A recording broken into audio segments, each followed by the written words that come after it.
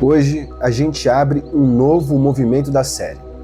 Se na primeira temporada vimos que a obra apresenta a grande fundação da origem, da deformação, das 7 partes e do retorno ao nosso verdadeiro estado natural, agora o foco começa a mudar. Entra em cena o diagnóstico da vida do vivente dentro desse universo deformado, dentro do conjunto elétrico e magnético.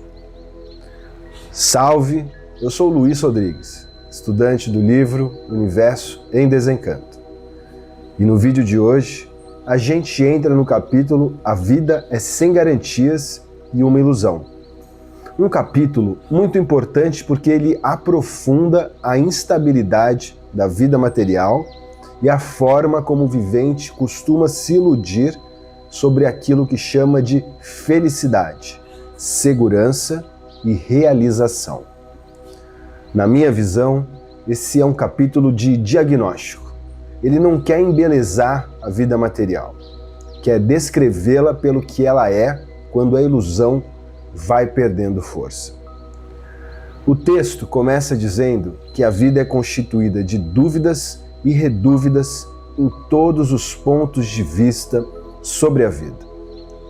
Ou seja, o capítulo começa por uma coisa muito simples e muito séria ao mesmo tempo. A vida do jeito que o vivente a conhece não é construída em chão firme, ela é atravessada por incerteza. E o capítulo diz que se a vida não fosse assim, sem garantias, ela seria um primor, cheia de maravilhas. Mas por não ser assim, é duvidosa, e dessa condição vem o desânimo, o enjoo e o aborrecimento. Na minha leitura, o ponto central aqui é este. O sofrimento não é apenas perdas pontuais, mas está no próprio fato de que a vida não oferece firmeza, permanência e garantia. A vida promete muito, mas ela não sustenta o que promete. Depois, o texto entra num contraste importante entre ilusão e realidade. Diz que enquanto o vivente está dominado pela ilusão, tem a vida como símbolo de maravilhas. Mas depois que a ilusão desaparece, cai na realidade e enxerga um símbolo de sofrimentos, de enganos e desenganos. Na minha visão, essa é uma das ideias mais fortes desse capítulo. A ilusão não aparece aqui só como erro intelectual. Ela aparece como um véu afetivo, como embriaguez da vida. Aquilo que faz o vivente investir em esperança demais em coisas que não conseguem sustentar o peso dessa esperança. E o texto vai além. Pergunta se todos se desiludem e responde que sim. Seja pobre, seja rico, depois de certo tempo viver, todos caem nessa mesma realidade. Na minha leitura, isso é muito importante, porque o capítulo universaliza o problema. Não é uma tese sobre uma determinada classe social ou um determinado temperamento. É uma leitura própria da condição do vivente no mundo material. Cada qual, diz o capítulo, curte as suas amarguras, conforme o meio e o modo de viver, todos passando os seus golpes cruéis. Depois o capítulo reflete sobre não idolatrar a vida material, não tratá-la como algo absoluto, não entregar a ela uma confiança que ela não pode sustentar.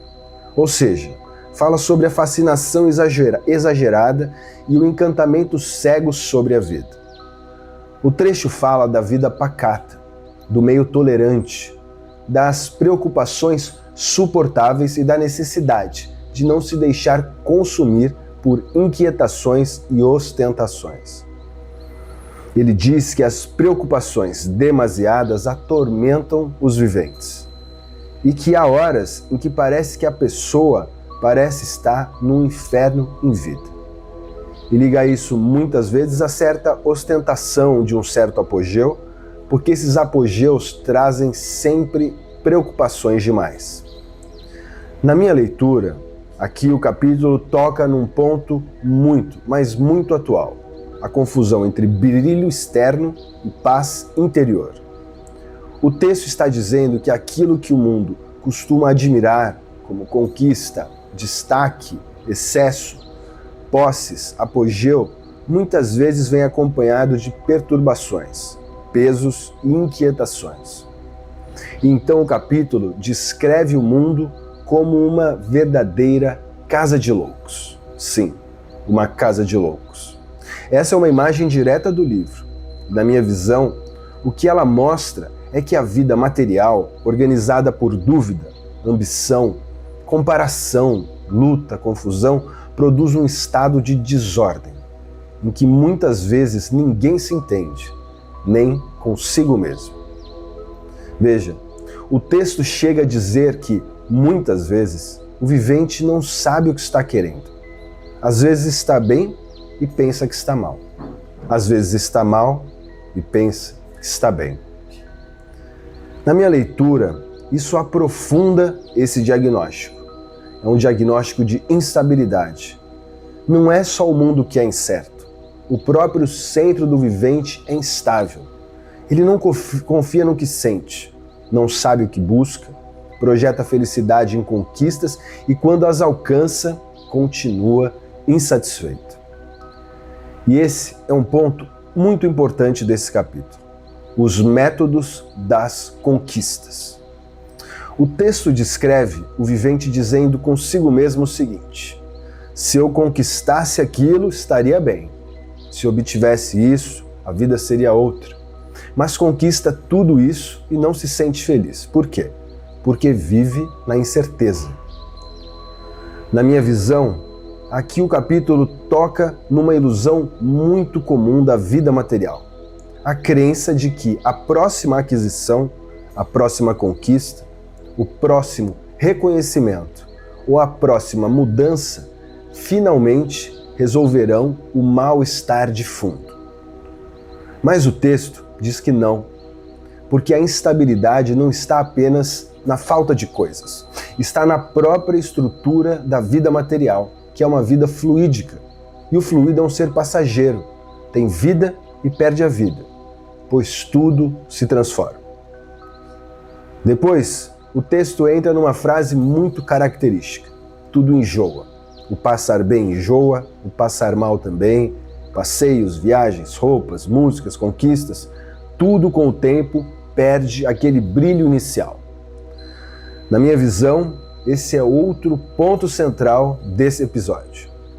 Porque a instabilidade da vida não está só na dor, está também na incapacidade do prazer de se manter íntegro, inteiro. O que encanta cansa, o que brilha perde o brilho, o que se desejava depois de possuído já não satisfaz do mesmo modo. E isso ajuda a entender por que o capítulo reforça tanto na palavra ilusão.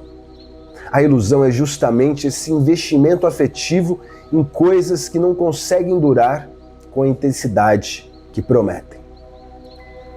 Depois, o texto diz que os imunizados não estão nesse meio do mesmo jeito, que apresentam a vida pelo prisma da realidade, pelo que é. Na minha leitura, esse é um ponto delicado, mas importante. O que diferencia o imunizado aqui não é o fato de viver num mundo sem dificuldades materiais, não é nada disso, e sim o fato de não se iludir do mesmo modo. Ou seja, ele vê a vida com menos embriaguez e mais realidade. Mais adiante, o capítulo pergunta: e o que vale a vida? E responde: não vale nada, porque a verdadeira vida não é essa vida material. E aqui, novamente, eu acho importante lapidar a escuta, porque ouvida depressa, essa frase pode parecer apenas uma rejeição total da vida. Mas o sentido mais profundo, na minha visão, é outro. O capítulo está dizendo que esta vida material não é a referência final do ser, não é a vida definitiva, não é o lugar verdadeiro de todos. O livro está dizendo: esta vida não é a vida definitiva, não é o lugar verdadeiro de todos, não é nossa condição natural. Por isso, não deve ser absolutizada. O texto reforça isso com uma imagem muito bonita. A deste mundo como um carro em trânsito, com todos os viventes como passageiros. Na minha leitura, essa imagem ajuda muito, porque ela tira a vida material desta pretensão de morada final. A humanidade está aqui de passagem, nasce, cresce, faz essa passagenzinha e morre. Ou seja, o problema aqui não é só o sofrimento, é a transitoriedade, uma vida de aparências. Todos pensam que tem vida, mas a vida é um sopro, uma ilusão de quem tem sonhos de olhos abertos. A vida é sem garantias e uma ilusão que termina de uma hora para outra. Todos nascem, crescem, sofrem e morrem, sem saber de onde vieram e para onde vão.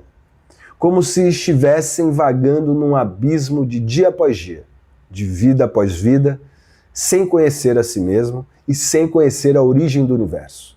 Daí a palavra encanto. Aquilo que se acaba, aquilo que depende de ilusão para parecer bom, aquilo que muda o tempo inteiro e se desfaz, não pode ser tomado como algo estável, como algo natural. Por isso o capítulo diz que a felicidade que existe são apenas momentos de alegria e satisfação que passam na vida do vivente. São momentos somente. Na minha leitura, essa frase é também muito importante porque concentra bem o espírito do capítulo. A alegria existe, mas não se sustenta como estado definitivo dentro da vida material. Uma vida de trevas, sim, de incerteza e sofrimento constante. Mais adiante, o texto entra numa distinção importante entre pensamento e raciocínio. Diz que a elevação do pensamento é parecida com o raciocínio, mas por não ser o raciocínio, os viventes continuam animais, livres pensadores, com grande desenvolvimento do pensamento.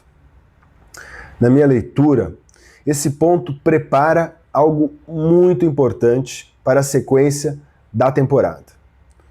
O capítulo começa a mostrar que pensar muito, não é o mesmo que raciocinar.